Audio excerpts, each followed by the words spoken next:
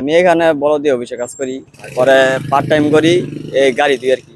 না, এটা জানি না, শুনে আসছিলাম, কিন্তু আমারে বলছিল অনেক কিছুই বলছে, কিন্তু আসার পরে দেখলাম মনে করেন সবকিছু অন্য কিছু আর কি। আপনার বাংলাদেশের কোন জেলায় বাড়ি?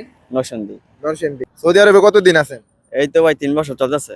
3 বছর। 3 বছরে আপনি কত লাখ টাকা রেন্ট করে আসছিলেন সৌদি আরবে? আমার তো ভাই রেন্ট করা হয়েছে না, আমার ভাই আছে, আমার ভাইরা দিছে। ও, আমার বাইরে ফ্যামিলি, দিছে আর কি। কত লাখ টাকা দিয়ে আসছিলেন? আমি আসছি মোট 5 লাখ টাকা গেছে। 5 লাখ টাকা কত বছরে তুলছেন? আমি 2 বছরে তুলছি 5 লাখ টাকা। এখন আপনার কোনো রেন্ট আছে? না, এখন কোনো রেন্ট নেই। এখন সব লাভ। হ্যাঁ, লাভ। এই দেশ থেকে এক মাসে সর্বোচ্চ কত টাকা পাঠাইছেন? বাংলাদেশের, হ্যাঁ, 1 লাখ। এই, না না ভাই, এই বাংলাদেশের 30,000 টাকা পাঠাই। সর্বোচ্চ? হ্যাঁ। আপনি বাইরে কোনো কাজ করেন না? বাইরে কাজ করি, এই গাড়ি মারি দিই আর কি। পুলিশের সমস্যা না? পুলিশের অনেক সমস্যা, ধরতে পারলে ডাইরেক্ট বাংলাদেশ। বাংলাদেশ। হ্যাঁ। এই যে আপনি যে গাড়ি দন, এই যে যারা এই যে গাড়ি দয় সৌদি আরবে, অনেকেই তো দইরা দইরা বাংলাদেশে পাঠায় দেয়, এই যে এত রিক্সের কাজ আপনি কিসের জন্য করেন? এখন তো ভাই এটা তো ভাই করতে হইব, কেননা মনে করেন যদি দেখা যাচ্ছে আমি যদি কোম্পানির কাজ করি, তাহলে খাওয়া দাওয়া করে আমি 2 টাকা দেশে বাড়াইতে পারবো না।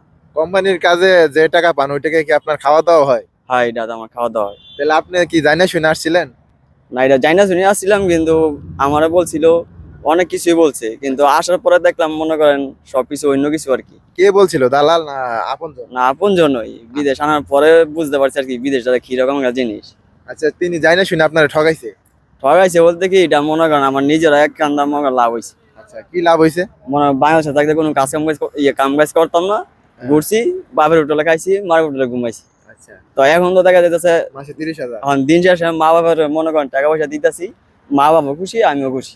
আচ্ছা, আপনি যে এই যে 3 বছর যাবত আছেন, যে আপনার বেতন 30,000 টাকা করে আপনি পাঠাইতেছেন, তো এইভাবে আপনার কি ভবিষ্যতে আর কোনো বড় কোনো প্ল্যান নাই যে আপনি এখান থেকে আরো কিভাবে 1 লাখ টাকা ইনকাম করা যায় মাসে? হ্যাঁ ভাই, এটা তো আছে, চিন্তা ভাবনা তো আছে। এরকম চিন্তা ভাবনা কি মনে হয় যে আপনি মাসে 1 লাখ টাকা কামাইতে পারবেন ভবিষ্যতে? ইনশাল্লাহ পারবো। তো আপনি এখানে কি কাজ করেন? আমি এখানে বড়দিয়া অফিসে কাজ করি, পরে পার্ট টাইম করি এই গাড়ি দিয়ে আর কি। গাড়ি তো। আর এই দুইটাই কাজ? হ্যাঁ, দুইটাই। এখন বর্তমানে যারা সৌদি আরব আসবে তাদের কোন কাজে আসা উচিত বা কোন কাজের চাহিদা বেশি? আমি মনে করি ভাই, যে কোনো একটা কোম্পানির ভিসা দেখে আসার দরকার, কেননা ফ্রি ভিসা? না, ফ্রি ভিসা না। কেন? ফ্রি ভিসা ভাই দেখা যাচ্ছে মনে করেন দালালে অনেক কিছু বইলা নেয়, দেখা যাচ্ছে আমার এরকম কাজ মনে করেন আকামা দেন, আচ্ছা, অনেক সময় সমস্যা হয় আকামা। তো এগুলো সমস্যা না। এখন ওই যে অনেকে যে ফ্রি ভিসা আসে, বাসা না যায় না, আত্মীয় স্বজনের মাধ্যমে আসে না, তো আইসা বিপদে পড়ে, আপনি কি এরকম কোনো লোক দেখছেন? লোক দেখছি, অনেকে দেখছি বিপদে পড়ছে না। বিপদে পড়ছে? অনেকে আছে দেশও গেছে গা। দেশে গেছে? আপনার এখানে কে কে আছে আপনজন, ভাই বা আব্বা এরকম আছে কেউ? না, আমার ভাই আছে। ভাই আছে? হ্যাঁ। ভাই কি কাজ করে? ভাই আমার সাথে অফিসে কাজ করে। একই? হ্যাঁ, একই বসে। আচ্ছা, যাই হোক, তো আপনি এই যে 2 বছর ধরে আছেন, 2 বছরে আপনার কিরকম লাগতেছে, ভাল লাগে? প্রথম প্রথম খারাপ লাগতো, কিন্তু এখন এখন সবকিছু ঠিক আছে, ভালোই লাগে। আরবি ভাষা পারেন? মোটামুটি। আহ, আমাকে এই মাসের বেতন দেন, এটা আরবিতে বলেন তো। এই মাসে বেতন দেন আমাকে নাকি? হ্যাঁ, এই মাসের বেতন দেন। মুদির আনা আবগা ফুলুস আদা ওয়াইশারা দা খালাস আনা। ফুলুস তো টাকা, কিন্তু বেতনের আরবি কি? রাতিব। রাতে? যাই, মাশাল্লাহ, ভালোই। তো শেষ মাসে আমার দর্শকের জন্য কিছু বলার আছে? আপনি যে সৌদি আরব 3 বছর ধরে আছেন, তাদের উদ্দেশ্যে কিছু বলার আছে? আমি মনে করি যারা সৌদি আরব আসতে চায় তারা ভালো একটা ভিসা দেখে আসার দরকার। ভালো ভিসা বলতে আপনার জানাশোনার মধ্যে কোনো ভালো কোম্পানি আছে? না, আমার জানার তো নাই। সৌদি আরবের সবচেয়ে জনপ্রিয় কাজে কোন কাজ এখন কোনটা বলবো? এখন জনপ্রিয় এখন? এখন জনপ্রিয় কাজ কোনটা?